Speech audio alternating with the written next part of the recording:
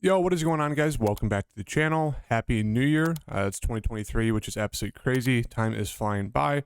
But the thing that doesn't change is DFS. We have another slate tonight, 10-game slate here on DraftKings. So if you're new to the channel, welcome. My name is Hart. I do daily slate breakdowns for the NBA and NFL, where I talk through my favorite spin-up plays, mid-range options, and value plays. And then I go more in depth on my overall slate thoughts, how to attack the slate, my building blocks, core plays, all that good stuff in my free Patreon link down below. And yeah, hit that like button as it does really help out my channel. Subscribe and turn that notification bell, and I'll see you guys in the slate breakdown. As always, make sure to follow me on Twitter at HeartDFS. I'll answer any questions you guys have, talk DFS, all that good stuff. You can find all my links in the YouTube description link down below. Yeah, for this slate breakdown, going to be a pretty quick one. I know the games start here pretty soon. So I'm just going to get my core plays out, build a lineup for you guys, and then just stay tuned with me on Twitter for any updates with regards to the injury news that we get before these games start. But for the future, either starting tomorrow or Wednesday, I will be having my full slate breakdowns on Patreon coming out. We'll talk through the spreads, how I'm going to attack the slate, the guys to target, the building blocks, core plays, all that good stuff will start happening once again, starting Tuesday or Wednesday for both the NBA and NFL. DFS NBA projections are going to be coming out very, very soon. Those are super close to being done. Those will be free once again on my free Patreon link down below, so check that out. But yeah, let's get into this breakdown. There's a little bit of news we have to keep an eye out on. Joel Embiid is questionable now with a back injury, so if he's out, we can look to Harrell, or we could look to a Reed off the bench. LeBron is questionable, but he should be good to go. Same thing with Jimmy. He's questionable, but should be good to go. But yeah, let's go game by game real quick. Lakers and Charlotte. Only real interest for me is going to be the three guys at the top: LeBron, LaMelo, Westbrook. Other guys in this game, secondary options. You know, it's a pretty high game total, so there should be a lot of points. But yeah, it's really just the three main guys for me right now. I do like Russ a good amount there going against the Charlotte team. We know he's triple-double upside. Just hope he sees close to 30 minutes, maybe even crack 30. Cleveland and Chicago. The big news is Garland didn't go through shoot around, so it's looking like he's doubtful once again. If he is, Donovan Mitchell becomes a must play for me. You know, coming off just a very average game there against the Bulls last game, pretty below average in terms of his production this season. So I like running it back here with Donovan Mitchell, who is scoring dependent at times, but he should assume a lot more usage and a lot more assist upside with Darius Garland being ruled out, or potentially being ruled out. That's the big news, the key news we have to wait on. Thankfully, it's one of the first games that starts, so we'll get that before the lock. And then from there, I mean, the Bulls guys look okay. Secondary options. The big secondary big news is going to be Mobley, who is questionable. If he's out, Jared Allen, Kevin Love become very, very good plays. Prefer Kevin Love just because he's cheaper, but Jared Allen becomes a very nice pivot play. Karis LeVert will start again if Garland is out. So LeVert, Love, Allen all become great plays if Garland, Mobley are both ruled out. Now, if Mobley's back, you can get to a Mobley or Allen. They look okay. You can still take a shot on a guy like Kevin Love. But yeah, it's just really dependent on if those guys are in or out. And then other value pieces, you can look to Seti, who comes off the bench. So he'd be decent value there at 3,500 if Mobley is out. Toronto and Indiana, love Haliburton, love Siakam. Fred VanVleet would be a decent play for me at 7,600 if he is good to go. If he's out, once again, we could look to Scotty. We look to a Malachi Flynn. You can also take a shot on Gary Trent and Boucher. I mean, they're there. Just really dependent on if Fred is in or out. But yeah, I also mentioned Miles Turner, 6,400. Even in a tough matchup, I do think he looks very, very solid. For the Pelicans in Philadelphia, the big news is Embiid. He's now questionable with the back injury. If he's out, we're going to have to look to a Montrezl Harrell and a Reed. I'm assuming Paul Reed will be the higher owned of the two just because he's very, very cheap, and he's been a little bit better of a point per minute guy compared to Harrell. So if there's a huge discrepancy in ownership, I don't mind going to the lower owned guy, which should be Harrell. I mean, he's a better offensive player. It's just he hasn't been productive when he has been playing. But yeah, if it's going to be like 40% Paul Reed ownership and like 10% Harrell, going to go to Harrell all day just because of that ownership difference. And, you know, Reed is very, very foul prone. But yeah, that's the big news there, is that Embiid news. If he's out, Harden looks great. You know, Tobias Harris looks pretty solid. Maxey coming off the bench still limited, so don't think to get to him. You can get to a Mountain, sure, 6,100. He'll look to score a little bit more. He's pretty productive. On the Pelican side, no real interest for me. Everyone's kind of priced about right. Moving on to San Antonio and Brooklyn. This is the highest spread, 12.5, I think, between the two. So might be a blowout, but I love Kyrie and KD here in this spot. They both look great. They've been the best team in the NBA the past, I think, 12 games. They've gone like 10-1 or 11-1, something crazy like that. So they are very, very good right now. On the Spurs side, Vassal's back. Keldon Johnson's back. They both have decent upside. I don't mind the price tags for them. Ben Simmons, I do have a good amount of interest in Ben Simmons. It's just coming off the illness, only played 19 minutes. It was a blowout. We know he's upside. It just comes down to if he's going to see close to 30 minutes. 5,900 is a pretty cheap price tag. As you can see, middle of November, he had a streak. We had 44, 39, 48, 35, 32. So I do like taking a shot on Ben Simmons here, even in a blowout risk game. He's very, very cheap. I like him, KD, Kyrie. The guys on the Spurs side, more secondary plays. I do have a good amount of interest in Podol. Finally saw 30 minutes, and he was very, very productive. As we can see, he's a productive player. It just depends on if he's going to get 30 minutes. Minutes have been slowly creeping up, so if this game stays close, Podol should have a very decent game here against Brooklyn. So I do like him a good amount there at 5,800. And then moving on to Denver and Minnesota.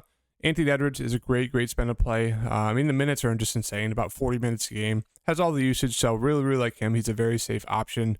Where's the rest of the team? There they are. Jokic, the fantastic matchup for Jokic. We know what we're going to get from him, so if you want to pay up for him, don't mind it. In terms of the secondary plays, I don't mind Jamal Murray here. Questionable. If he's good to go, he's missed a few games recently. If he's good to go, has very solid upsides. We saw 3 straight games of 45 or more fantasy points. So I do like him a good amount there. It's kind of my favorite play from that Denver side. If he's out, we can look to Aaron Gordon. We could look to a Porter. We can look to a Bruce Brown, who should start at point guard. He was a very solid option that last game, 32 fantasy points. But yeah, that's kind of the big news for Denver is that Jamal Murray news. It just makes those other starters a lot more viable. And then on the Minnesota side, really, it's just going to be Anthony Edwards for me. D'Lo's an okay mid-range option. Gobert has not been great recently. Not the best matchup, but we know he has huge upside, so don't mind taking a shot on him. He's just been very, very bad recently. And that's about it. No interest in any of the value plays right now. Moving on to the last few games. Dallas and Houston here. Just another fantastic matchup for Luka here. Dropped 82 in that first game against Houston. 81 in that second. I'm guessing we can just assume he's going to get probably 100 in this game. So I think I'm going to fade him at 12-4. I just think there's a lot of better options in the lower tiers. So I just don't think I'm going to get to Luka right now. I'm probably going to regret it as he's probably going to go for like 150 fantasy points. But yeah, Luka looks fantastic. Him and Jokic have been great recently. I really like Christian Wood here in this matchup. Only put up 22 in that first spot against Houston, 40 in the second. Can he stay out of foul trouble? If he can, he should have massive upside. Should see mid-30s minutes. So it's just that foul trouble risk. But 8,000, really, really love him in this matchup. I'm going to get one piece from this game. It's going to be Wood. So I really, really like him. And in the secondary, like Dallas guys, like a guy like Dinwiddie, he looks really good. Hardaway, they look pretty solid just because they're playing a ton of minutes. On the Houston side, no real interest from me. Green, Porter Jr., they look decent. If Sengun's out, Martin might slide into the starting lineup. They can go to a Garuba, who's okay. They're at 3,200. Bruno, same thing. You can take a shot on one of those two. Don't mind it, whoever starts. But that's about it. Atlanta and Golden State, another pretty high game total. Young looks decent. Murray looks decent. Poole looks pretty solid here in this matchup, 8,200. Don't mind Clay either. They're both solid tournament options. Capella is out once again, so we could look to the secondary pieces like a Bogdan, John Collins, Okongwu, who's been more productive recently. But yeah, it's really just going to be kind of the guards for me. Either Trae Young, DeJounte, or Poole and Thompson. Everyone else is kind of secondary plays.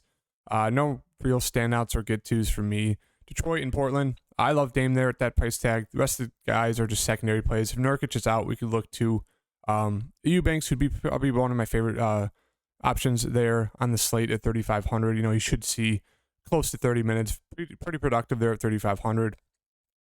But that's really it.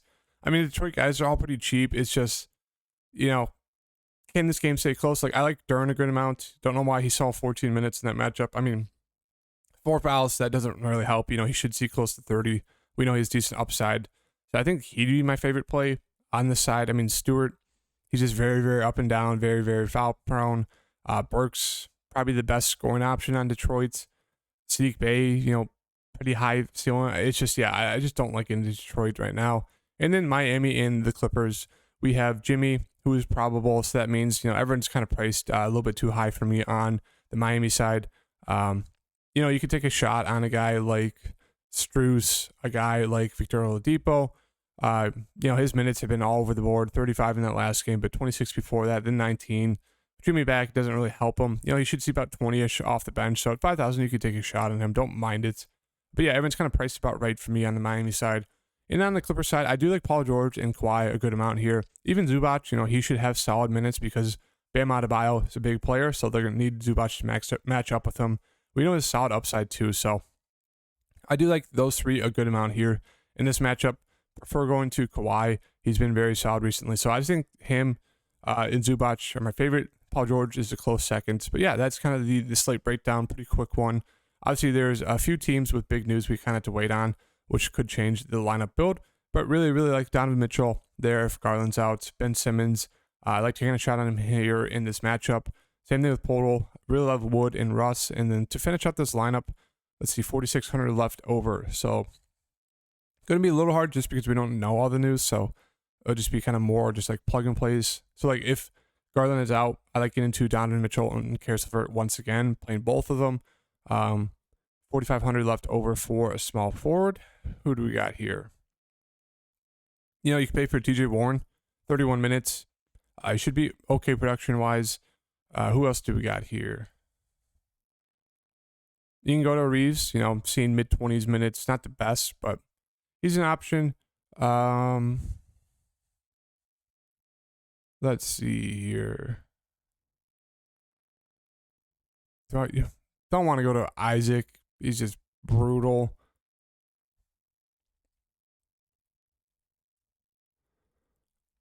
AJ Griffin, mid-20s minutes. Not the best. McDaniels, mid-20s. Let's just throw in a Sadiq Bey. Don't mind him there. And then for 4,700 left over for a guard spot. Actually, let's just throw Russ in the guard spot. And then we get utility spot, 4,700 left over. We'll go with, you can go to Kevin Love. Don't mind that. Kind of the similar core of Mitchell, LeVert, and Love in the last game. Great matchup here against the Bulls. So I think right now, that's kind of what I'm going to lean towards. Obviously, as I said, there's a few pieces of news that we do have to wait on that does kind of change the whole build for this slate. Makes it more viable to pay up for a guy like Jokic or Luka, depending on how the slate kind of shakes out. But yeah, right now, love the fact that Garland is most likely doubtful, so love getting to Mitchell and LeVert. If Mobley's out, love getting back to Kevin Love. All three of those guys look great. Love Ben Simmons in that matchup. We know he has very solid upside. It's just, can he stay out of foul trouble? Can he see normal minutes? I think he should be able to. Just hope that game stays close. Bay has that upside. Just hope that game stays close and that he's, you know, can hit his shots. Podol, I think it's a very solid matchup against Brooklyn. Just hope he sees 30 minutes. And then Russ Wood, very, very solid matchup. So yeah, just have to wait for that news. So if you guys like the video, like the lineup build, hit that like button, subscribe, turn on the notification bell, and I'll see you guys in the next video. Peace.